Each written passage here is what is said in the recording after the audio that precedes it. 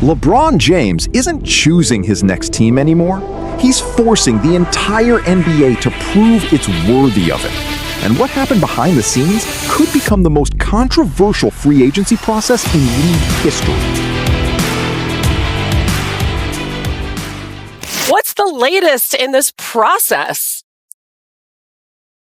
Hannah, all of the information so far is funneled through agent Rich Paul with LeBron James. And so they've been in a process of gathering information. And one interesting wrinkle that has occurred in the last several days is some of the leading suitors for LeBron James, whether that's a Golden State, a Cleveland, Miami, Minnesota, Philadelphia, some of them have been able to send a voice note to LeBron James via Rich Paul. So whether it's an owner, a president, or a general manager being able to record a voice note, I'm told, send it to Rich Paul, and that makes its way to LeBron James. This is just a part of LeBron James's process of studying as he makes a decision. He has not been in a rush. There's been no timetable that he's been operating under. I'm told there's been a lot of family time, friends time, golf, of course, over the last couple of weeks. The last two he's spent in the Akron, Ohio area, including with one of his close friends that he grew up with in Brandon Weems, who's now one of the leading executives of the Cleveland Cavaliers under President Kobe Altman. So the process continues, and it's unclear whether Cleveland or Miami have been among the teams that have sent a voice note to LeBron via Rich Paul. Again, they kind of don't need to. They already had him in their buildings in the recent past. Great for us. But I also think if you look at it, player entitlement, player power was on display. LeBron James said to the mothership, we want to do this. We want an hour of programming to announce where he's going to play. Now, there are very few players, athletes who'd be able to do that. But I thought when you think about player empowerment, that was maybe at the start of all of this. And LeBron James, look, was the announcement awkward? Yes. Did they handle it in a way that I wouldn't have? Yes. But still, it was unique TV. Yes, Marvin. And the funny thing about it, well, maybe not funny, but that entire season, the 2009-2010 season, that was one of the big storylines. Where's LeBron James going? When he went to New York, where he went to New Jersey, people, please come, LeBron, please come to, our team. And so there was so much hype around it. I can understand why you would do a big, announcement like that, but it just was, Jim Gray. I felt bad. Yeah, and I know Jim helped put this together with Maverick Carter, all of LeBron's team, and it was, the unfortunate part is I thought, get the announcement out of the way. Now let's react to what it means for Miami, what it means for Cleveland, get a reaction there instead of waiting and waiting and waiting and waiting. And it felt like you got to the point where you're like, okay, just get it done. Okay, just announce it here. But look, that's where you have the geniuses at the mothership saying, this is how we want to present it. And granted, LeBron, I don't think it was as deep into the hour as I remember it. It just felt like it was forever. What was it, 17 minutes in, Paulie? Yeah, I just went back and looked. Remember, this is 2010. This is very early in social media. Facebook was juicy, but Twitter had just gotten rolling, so it wasn't instant reaction. It was 32 minutes into a 1 hour show. Okay. It was the start of the fourth segment of the show. Then they spent the last 25 minutes reacting and talking about it. But people were bothered in the moment with the let's get this going thing. Yeah. But LeBron had to wear that part of it. They wanted an hour show. That was part of the negotiations. At first, it was going to be a half-hour show. And then it was negotiated to a 1 hour show because how many more advertising dollars can you get? Yeah, and if you go to, when you get into that second half hour, that's what you're looking for. Can we stretch this and we're going to get credit for 32 minutes here? Yes, Marvin? What were people more angry about?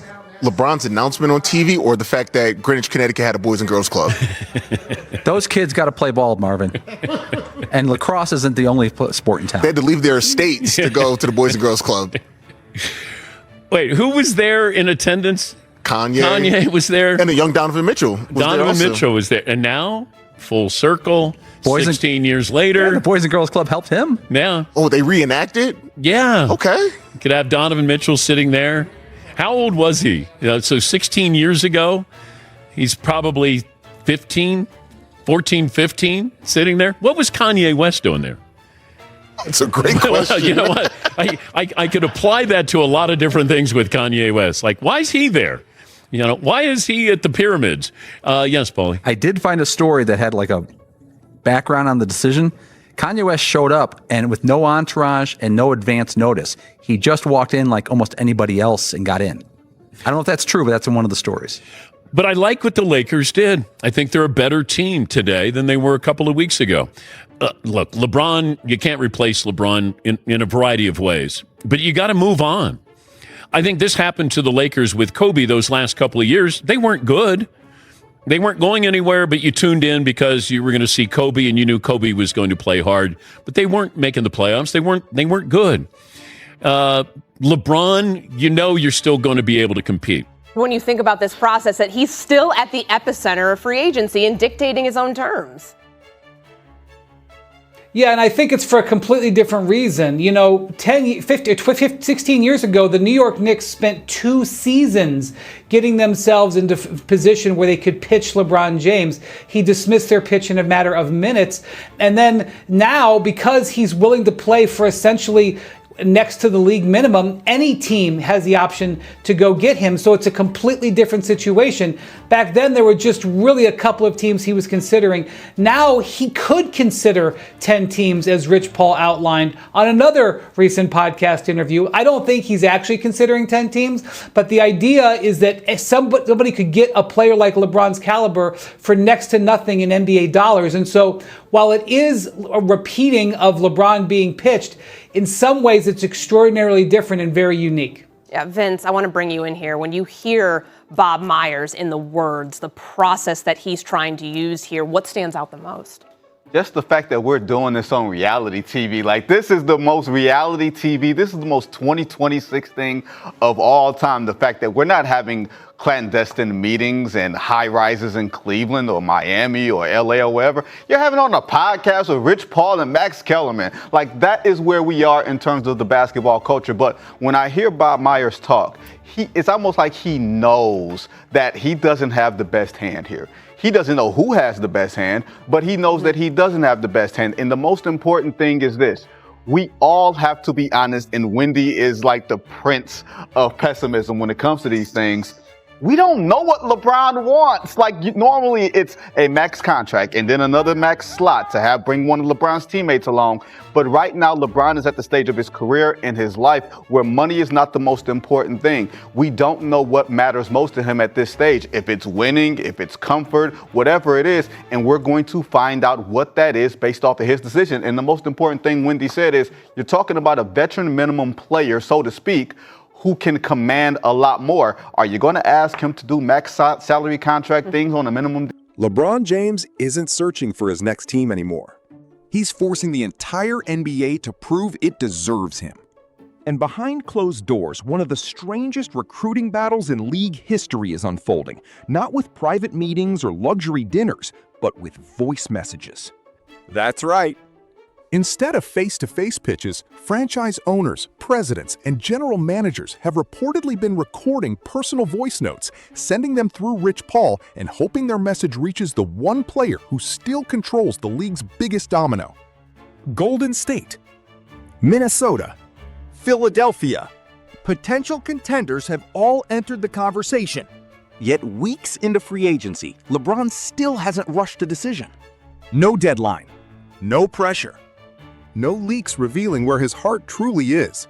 Instead, while the NBA waits anxiously, LeBron has been spending time in Akron with family, lifelong friends, and on the golf course, completely comfortable letting billion-dollar organizations wait for him.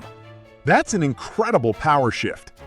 Not because of money, but because one 41-year-old superstar still has the ability to freeze the entire league.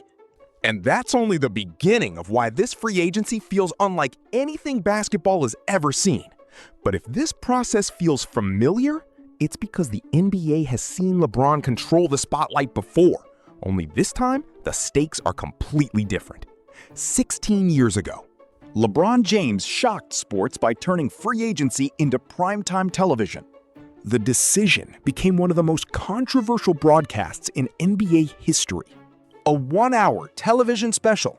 32 minutes of waiting before 7 unforgettable words changed basketball forever. Viewers grew frustrated. Critics called it excessive.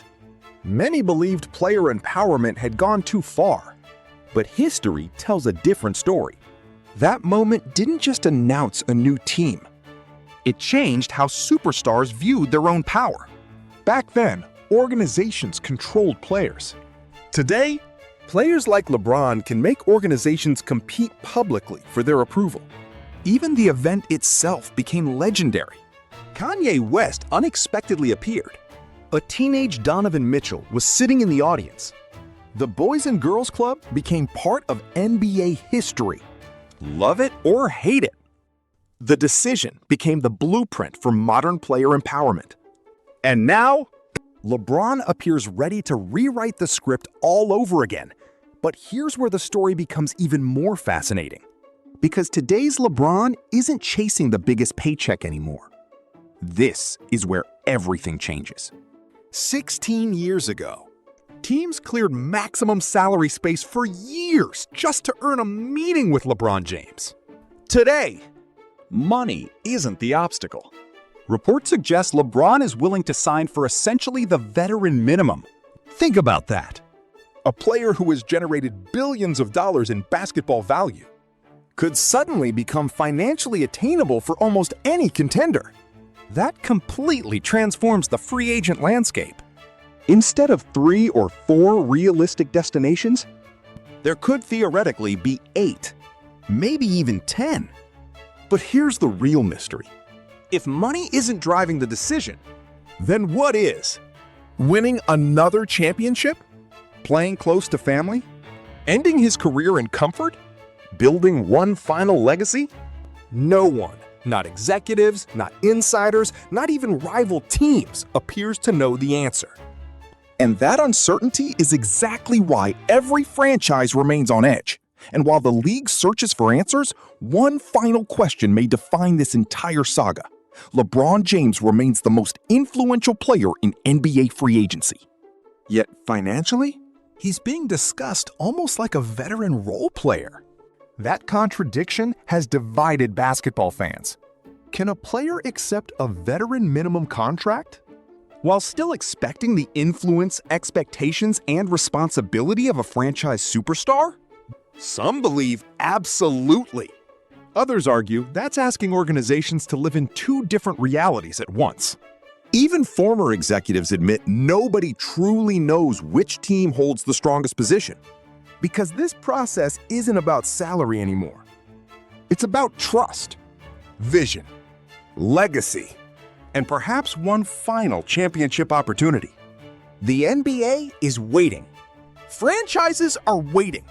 Fans are refreshing social media every hour. But LeBron James refuses to be rushed. Just as he did in 2010, he's making the basketball world wait.